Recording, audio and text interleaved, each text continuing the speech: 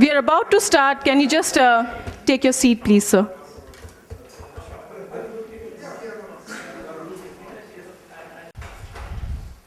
A very good morning to all of you. Some of the delegates are yet to come, but we'll start off because it's already 10:30, and I would like to thank VC Circle for giving us this opportunity where we could have you all as our guest.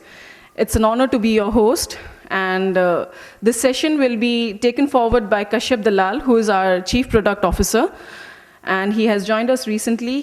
As you all must be knowing a little bit of background about him, he comes from Inkfruit, and he was the co-founder of Inkfruit, and he has joined us as the Chief Product Officer. Before taking off this session, I would like to take you through a small presentation, which basically briefly talks about Simplilearn.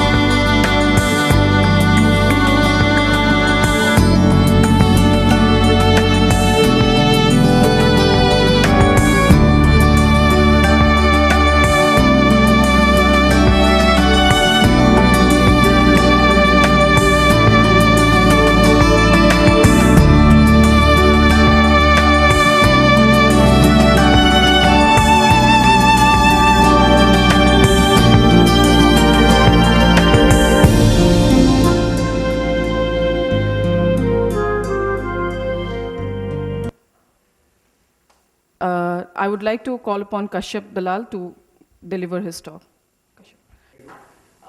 What we've done today is basically this, that we'll cover the journey of Simplilearn and focus more on what Simplilearn does right now.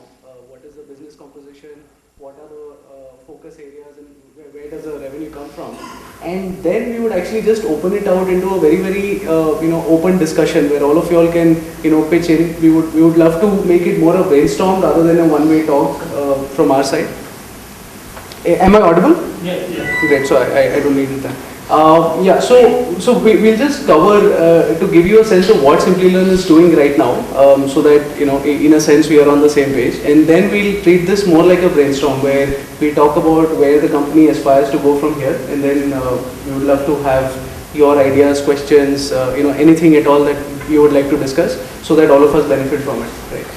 So we'll, as I mentioned, we'll just start with focus on the startup journey, how Simplilearn has reached where it is, then talk more about the current business and key aspects of it. We'll share what our vision for the future is, and then we'll just open it out into a broad discussion about how we would get there, and there we can answer questions, as well as we would love to know your ideas and thoughts on interesting stuff that the company will do. So like many startups, Simplilearn started small, where Krishna, who's the founder of Simplilearn, actually launched a blog, a training blog on PMP, and that's how the entire the start of the business happened.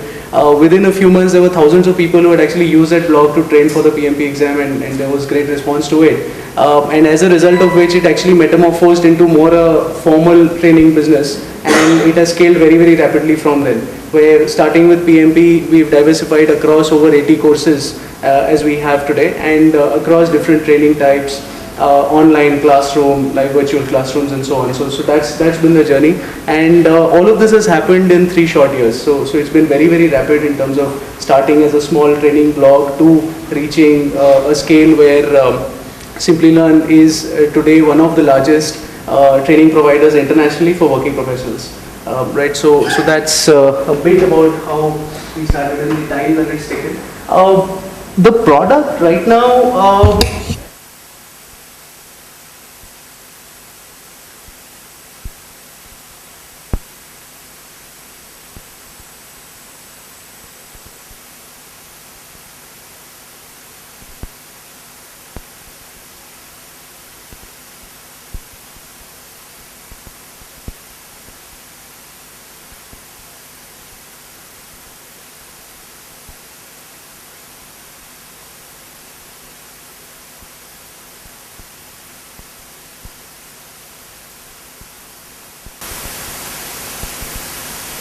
for a workshop at a location that's we also have virtual classrooms, which is more online a webinar kind of format. We have pure e-learning, of course, and then we have smaller modules like practice tests and test prep in general. So that's broadly the kind of product in terms of the categories and the learning formats which are available at Simplilearn. And we are actually seeing scale across all of these offerings because there are different markets out there. There are some people who are comfortable with online, there are people who are more comfortable with the classroom format, so that's the entire package that is offered. In terms of target markets, almost half of the revenue comes from US and the rest is spread out over various other countries. So in that sense, it's a truly global company based out of India, but revenue coming from all over the world. India is just about 25%. So, what is the total revenue? Sorry? What is the revenue? Total revenue is something that is continuously scaling up, so we haven't made the number public yet. But just to give you a sense, it's amongst the top 3 companies in the space in the world. So it's very large. In terms of go-to-market with this entire offering across the world, we basically have 3 primary approaches towards getting customers and acquiring more learners on the platform. One huge channel is reference, where people who actually take the course are a very, very big asset for us, and they actually talk about it with their colleagues and so on, and that's a huge channel. Search obviously is extremely important tactically because people who are searching for the course, we obviously want to acquire them. And brand visibility is something that we are increasingly focusing on to develop Simplilearn more as a destination. That if you want training or learning for working professionals, then this is the place to go to, and building that brand over a period of time. That's very, very briefly what the product is, the market, and how we are getting there. Obviously, we haven't gone into detail. It's more to give an overview, and then we'll talk about further questions you might have. The vision is simple. We want to be the largest company in the world providing learning and training for working professionals. So it's a very, very simple focus, and I think we made a great start in terms of where we are at this point in time. But we need to do a lot more over the next 3 to 4 years to really consolidate that leadership and build on it. So that's what we aspire to head towards. So that was the gist of it. I mean, as I said, we just wanted to give you a gist of what we are doing right now, where we are at, and then talk about the vision. I just like to, before we talk about how we get there from our side, just wanted to open it up for any thoughts, questions. So again, as I said, I think overall it will be a lot more engaging for everyone if we did it more like a discussion. So just over to you, please. So in terms of the content, do you have your own people, or you actually work with allies or with consultants, and how do you put together such big coursework? So we do have a fairly large internal team. We have about 60 people already working on the content. The process broadly is this: that when we enter into a category, we first look for a subject matter expert who would actually be an external person who collaborates with us. This would be either a person who's in the teaching field and has a lot of experience, or is a professional in that field and is the right person to help us develop the content. With the subject matter expert, then our team collaborates, gets the broad agenda and the content for the course, and then various things like your instruction design and voiceover and all of that are done internally. So that's the whole team, and that's the process that delivers the content. We also look at partnering with providers, but largely our focus is more that we would like to develop the content and ensure the quality. So that's a broad process. So once the audience is developed by someone in any particular subject, once it's developed, what does this person do next? In the sense that, is it like it's a multi-talented person who knows lots of different types of subjects, and that it will continue to provide other courses? For a subject matter expert, at times the entire engagement ends with closing that course. But at times we look at more category approach, that the person might be partnering with us to develop multiple courses in that domain. So we would have a beginner course, we would have a foundation course, we would have an intermediate course, we would have a master level course. So there would be various different audiences that these courses would cater to, and the person would help us with that. As far as the internal team is concerned, the team is more built for creating and developing the content once the flow is set by the subject matter expert. So the subject matter expert typically would engage with us for a cluster of courses in that topic, and then after that, once that is done, then at times if there is expertise in another field, then the person would continue working. Otherwise, that association would end at that level. And you get certified also, right? This is before you launch the program. Absolutely. So in majority of the cases, we get a certification from the authority that's there in the space. Yeah. How do you view this whole phenomenon of MOOC, no? Right. Yeah, because MOOC also provides the content is very good from good universities and. Correct. So MOOC is something that we are obviously observing very closely. The thought process, and I think fairly vetted by most experts in the online education field, is that MOOCs are amazing for getting awareness or getting foundation learning. So I mean, if you want to learn about something like cooking or using Excel or something like that, MOOCs would be an interesting place to go to. But given the entire concept, so on one side you have user-generated MOOCs like Udemy, and over there it's a challenge to get very, very high credibility content. So the good content on Udemy is actually from players like Simplilearn. So Simplilearn courses are also available on Udemy, and we actually use the MOOC to actually acquire more customers. In terms of MOOCs like Coursera, which are more university courses which are coming on over there, the focus is much more academic. So it's not that relevant for working professionals at this point in time. And even moving forward, I think the nature of the courses will be more academic rather than relevant for working It's professionals. more university based. Correct, absolutely. So it is more theoretic in nature. More aligned with university. Absolutely, that's right. Do you have your own certifications as well by any chance, or is it just existing? Yeah, so we do our certifications. The courses where there is a very, very strong body, external body who's well known. For example, PMP. PMI is internationally recognized, and that's a certification that people aspire towards. Over there, that's a primary certification that's offered, and you partner with that certification body to offer it. But there are verticals like, for example, big data and Hadoop. That's an area where there is no recognized body as such, and over there we would actually market and promote our own certification. So broadly, we look at the market in two ways. One is certification, and the other is more learning. So people who are coming for learning, over there, our certification makes sense. People who are coming for a specific certification itself, then it's the body that we partner with. Like Cisco certification. That's right. Cisco, Microsoft, the PMP, ITIL. So you in one of the slides said that 50% of your, almost 50% of your revenue comes from US, Right. and it is spread across. And then the next thing that you talked about was the way you acquire users. One was referral, other was search, and the third was brand visibility. So is it a B2C platform or is it a B2B2C platform? What is it that you're trying to do? Sure. So 90% of our revenue right now is B2C, where it's the end consumer who's transacting and taking a course.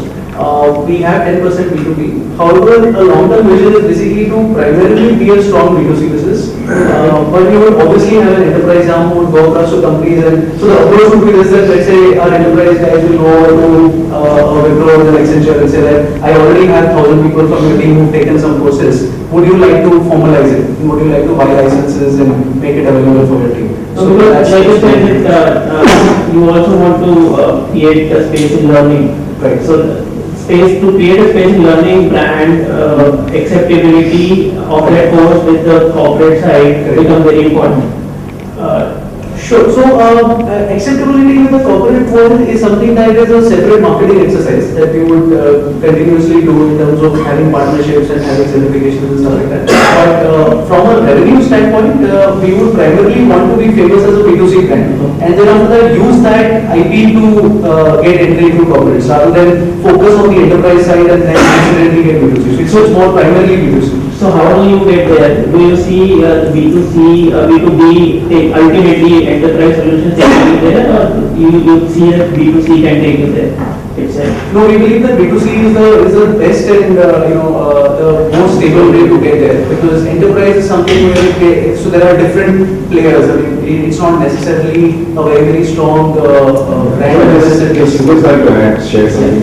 What I see in the enterprise space, it's more prescription-based learning. It's more generalized learning and learning more towards the corporate the product. Certifications that most of the Yeah, but this is often more on skill based and self-learning and self-development and developing cross-functional skills. So is that I would just say yes and no. A large part of the business actually comes from certification itself, which is more. Yeah, so I mean, let's say there are companies who require a PMP certification to even be a project manager.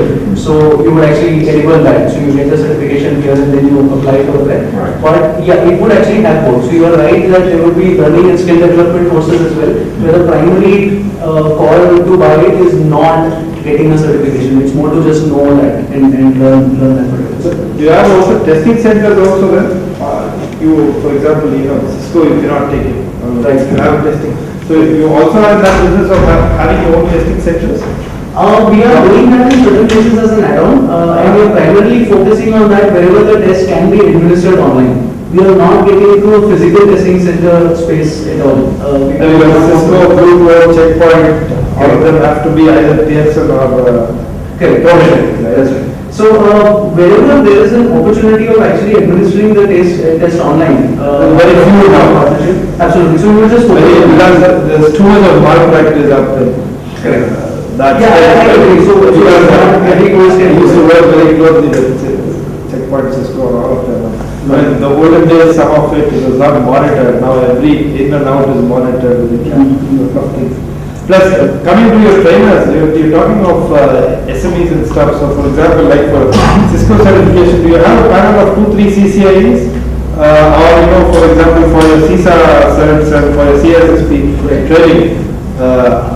One is, of course, your content, the SME wants to give you the input. Second thing, are your trainers. So, most of them who teach, for example, a CSSP has to be Yes, with X amount of experience, because for a CSSP, first need 5 years experience. Correct. Then only you can write a CSSP. And we are post that, even in that domain you have 10 subdomains or something. So how does that work? Because sometimes people tend to change that. So how do you address that? Because the training space is very, nowadays, that too with the courses you have. Right. I used to be there, for the last 8 years. Sure. So how does that work is the question. So, in terms of the trainers and what background they have, in majority of the cases, because we have a third-party certification, it is anyway mandated that the relevant, training or the relevant certifications are there, and that is very, very strictly followed. So, we cannot make a claim that a course is accredited by ITI or Cisco or whatever about that mandate being met. So, that's absolutely met, and we have certified trainers for each and every course. Because some of them in the corporate space cannot come, like you mentioned, you have some people from the corporate space. But some companies will not allow their guys to, even make content. I know some companies who do some of these training, especially IT security and IT service management and stuff, it becomes very difficult. So how do you address that? I know there are some full-time trainers, so right. There's a distinct distinction between academicians and the industry experts. So even if you work with a college, someone who start in the industry and then come to teach in college has a lot more insight. Right. So how do you address those also to be on the top? So the majority of our the subject matter experts who help us develop the content are people who have a lot of relevant experience in terms of actually having done that, not just being academicians. However, the exact process of how we get them, I am personally not the right person to answer. As a secretary who does that, so I probably will not be able to share exactly how they manage to get the talent. I have a question. You talk about product. What do you perceive or you would say is a product here? Is it the content management system plus e-commerce plus testimonials, reference to what exactly is a product? Because you are managing a product. Sure. So very good question. Internally there are two products and there is a bit of word confusion over there. So one product is the actual content, which is the course, which the learning material essentially. The second product is basically the entire web interface and how it is delivered. So both of them are very, very critical parts of the product, and only when both of them are excellent will the overall experience be good. So in that sense, we have dedicated teams. The product in terms of learning material is something that the entire content team delivers and focuses on. And the product in terms of interface and engagement, the overall experience that the person has is what the interface product teams, the UX team takes care of that. So we have both of those.